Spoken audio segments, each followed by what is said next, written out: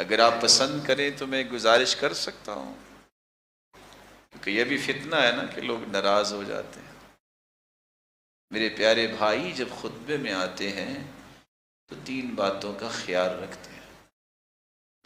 آپ غصہ نہ کیجیے گا، کر بھی لیں گے تو حرج کوئی نہیں ہے، غصہ چھوڑ دیں گے تو جنت کی بشارت بھی ہے، کر لیں گے تو اپنے نقصان کریں گے۔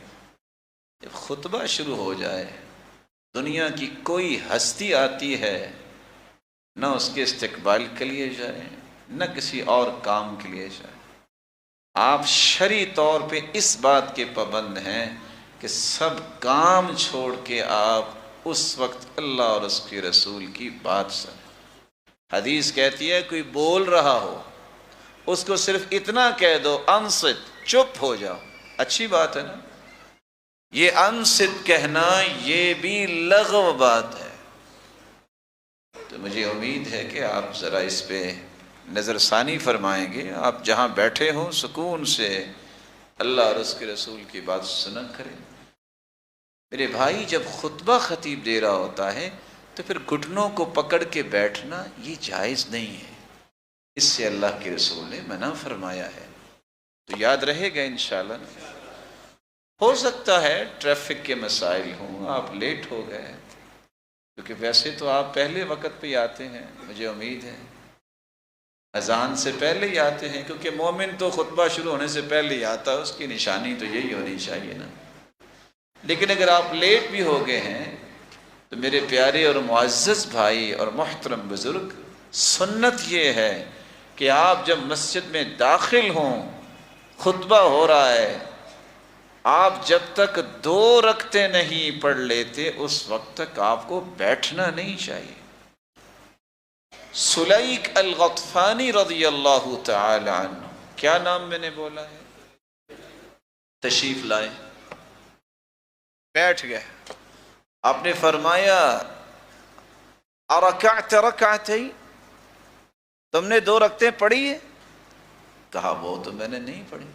فرمایا قم فصل رکعتین، اٹھو پہلے 2 رکعتیں پڑھو پھر بیٹھو۔ اور دوسری روایت رسول اللہ صلی اللہ علیہ وسلم کی ہے، جو شخص وضو کرتا ہے، مسواک کرتا ہے، خوشبو لگاتا ہے، مسجد میں وقت بھی آتا ہے، غور سے خطبہ سنتا ہے، اور اس سے پہلے ثم صلی ما قدر لہ، پھر اتنی رکعتیں پڑھ لیتا ہے جو اس کی قسمت میں لکھی ہیں۔ صحابہ نے 2 بھی پڑھی ہیں، 4 بھی پڑھی ہیں، 6 بھی پڑھی ہیں، 8 بھی پڑھی ہیں، 10 بھی پڑھی ہیں، اور یہ ساری روایتیں ابن القیم لے کے آئے ہیں۔ لیکن باقاعدہ سنت جو ہے اس کو ثابت کرنا پڑے گا۔ رسول اللہ صلی اللہ علیہ وسلم کا طریقہ مبارک یہ تھا، آپ ممبر پہ آتے اور سب سے پہلا کام کرتے السلام علیکم، سلام کہتے، سلام کہنے کے بعد اذان ہوتی اور اذان کے بعد خطبہ شروع ہو جاتا۔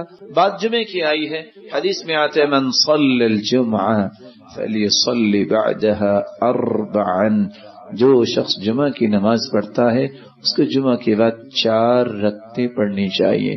ابو حازم روایت کرتے ہیں آپ 2 مسجد میں پڑھ لیتے اور 2 گھر جا کے پڑھتے۔ آپ مسجد میں 4 بھی پڑھ سکتے ہیں اور آپ 2 مسجد میں پڑھ لیں اور 2 گھر جا کے پڑھ لیں، تو صحیح مسلم کے ابو حازم کی یہ روایت بھی اسی بات کی طرف اشارہ کر رہی ہے۔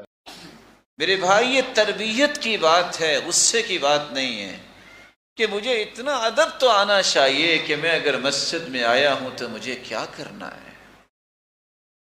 ہم کس چیز کے انتظار میں ہیں؟ کتنے کو اور بڑے ہونا چاہتے ہیں؟ ہماری زندگیاں کتنے کو ہیں؟ ہمیں اللہ کے قریب ہونے کی کوشش کرنی چاہیے۔ ہم قبر کے قریب ہو رہے ہیں، اس سے پہلے اپنے رب کے قریب ہونا چاہیے۔